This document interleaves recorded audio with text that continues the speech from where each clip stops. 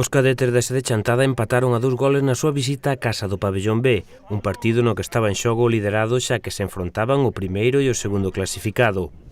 O empate non é un mal resultado para os chantadinos, que seguen primeiro na táboa, pero a maneira en que se produciu non deixou contentos os da Vila do Asma.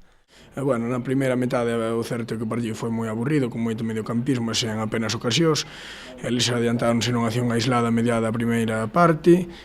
Bueno, parece que reaccionamos un pouquiño e xusto na última xogada da primeira metade, pois Varela facía o empate.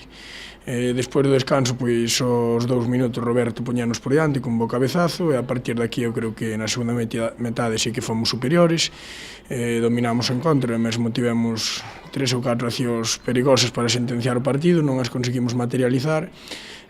No tramo final do encontro eles volcáronse sobre todo a balón parado e cando xa pasaban máis de 4 minutos, pois nun barullo nunha acción a balón parado conseguiron empatarnos.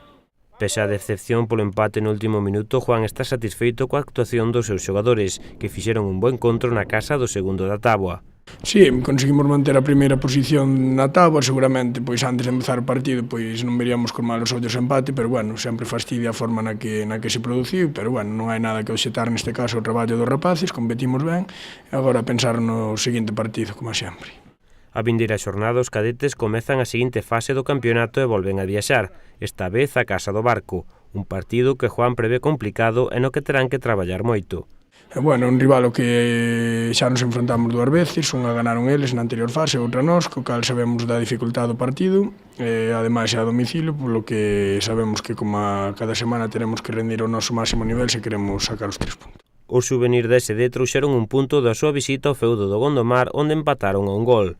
O partido non foi moi vistoso e os dous equipos non crearon apenas ocasións ata o treito final do encontro, cando Dani fixo algúns cambios tácticos e os seus tiveron máis verticalidade e chegaron máis.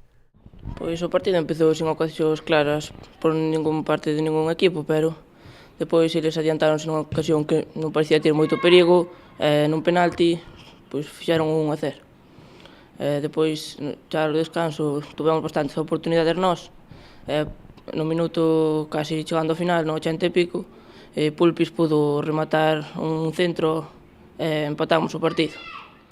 Para Migui o resultado é bon para os intereses dos xuvenís. O resultado non foi tan malo dentro do que cabe, porque temos o gol a verás e é un rival que está tamén nos postos baixos da táboa e bueno, foi nos bastante bon o resultado.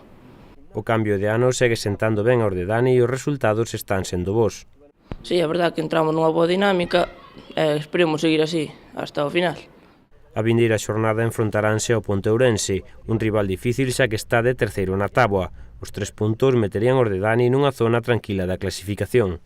A verdade é que se ganamos, poñémonos xa por aí polo medio da tabla, que sería un punto clave. Tamén se perdemos, como a Liga está tan igualada, baixaríamos bastantes postos.